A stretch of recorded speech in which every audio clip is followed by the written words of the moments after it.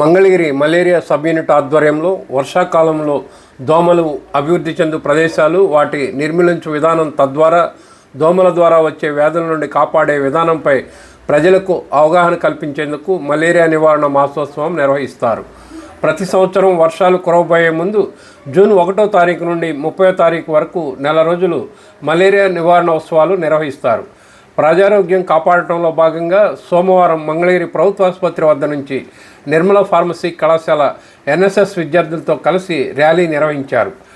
అక్కడి నుంచి శ్రీ లక్ష్మీనరసింహస్వామి గుడి వీధుల గుండా మరియు రథం బజార్ను బయలుదేరి మెయిన్ రోడ్డుపై నినాదాలు చేస్తూ మండల పరిషత్ కార్యాలయ ఆవరణలో ఉన్న మలేరియా ఆఫీస్ వద్దకు ర్యాలీ చేరింది. అక్కడ మానవహారం నిర్వహించారు.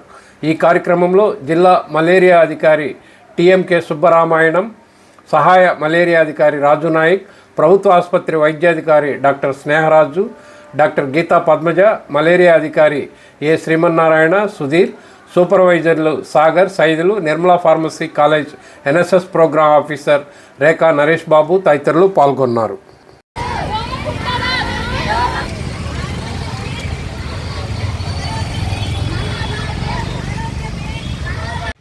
ముందు జాగ్రత్త చర్యగా అనారోగ్యాలు బారి పడకుండా జాగ్రత్తలు తీసుకునే విధంగా వారికి హెల్త్ ఎడ్యుకేషన్ చేయడం మా యొక్క కార్యక్రమంలో ప్రధాన ఉద్దేశం. అయితే ఈ మా యొక్క మలేరియా డిపార్ట్మెంట్ యాక్చువల్గా మలేరియా డిపార్ట్మెంట్ అనేది టెక్నికల్ వర్డ్ కాదు, ఎన్సీవీబీడీసీ.